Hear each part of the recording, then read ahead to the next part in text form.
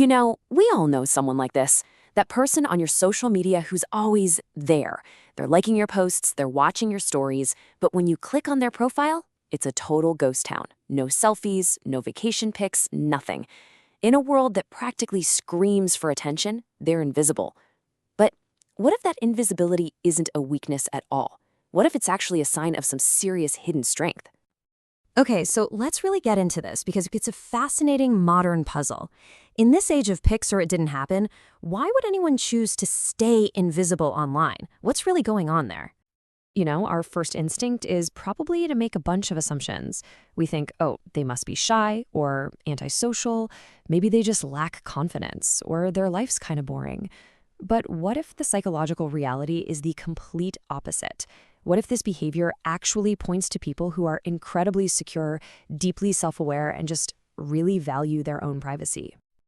So, how do we get from shy to secure? Well, it all starts with understanding the architecture of their inner security. So let's unpack the mindset of this low-profile person. According to psychologists, it really boils down to three core pillars that build this super solid foundation.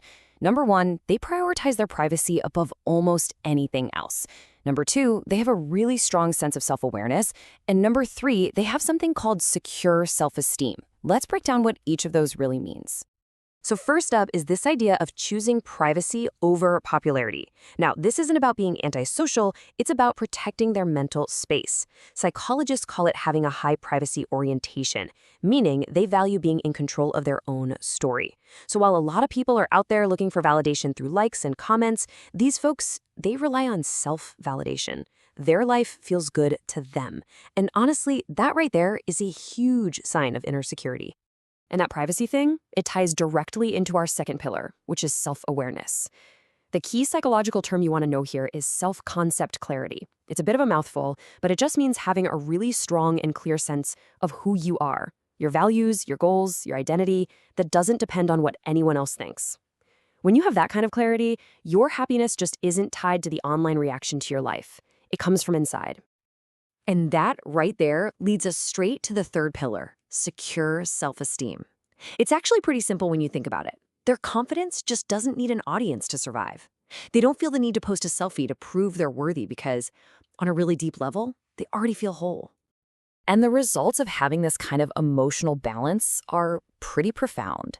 People who have this secure self-esteem tend to be way less anxious, and they're not constantly seeking approval from others.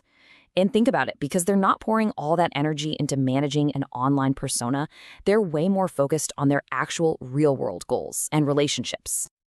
Okay, so that's what's going on inside their heads. But there's another huge piece to this puzzle. It's about how they see the outside world, specifically the online world. It's all about their ability to see past the digital illusion. And this unique perspective really comes down to two crucial traits. First, they're often very deep, introspective thinkers. And second, because of that introspection, they're just super aware of the illusion that social media can, and often does, create. This way of thinking actually has a name too. It's called an internal locus of evaluation.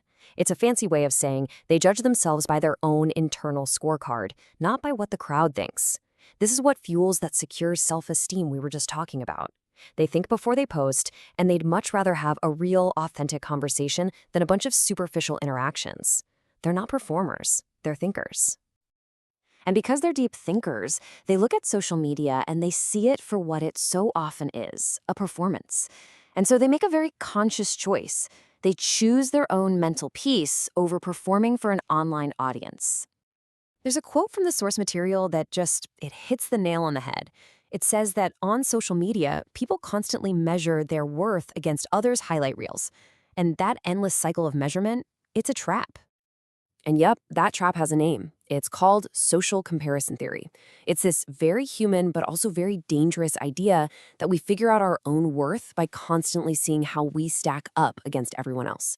So by staying low-key, by not jumping into that highlight reel race, these individuals are actively protecting their own mental health from that damaging cycle. So let's kind of pull this all together. When you look at all these traits, what we first thought might be shyness gets completely redefined, doesn't it? What we're really looking at is the quiet confidence of being unseen. It's a totally new kind of strength for our super visible digital age. And this really brings us to the core, central idea of this whole explainer. It's this: they don't need to be seen by the world to feel seen by themselves. Their validation is completely internal. So, this is the real anatomy of confidence in the 21st century. It's this powerful combination of a high privacy orientation, strong self awareness, secure self esteem, an introspective nature, and, maybe most importantly, an immunity to the toxic game of social comparison. Which, it leaves us with one final big question to think about. In a world that is constantly built on being seen, on posting, on sharing, what does real confidence actually look like? And what does it feel like to you?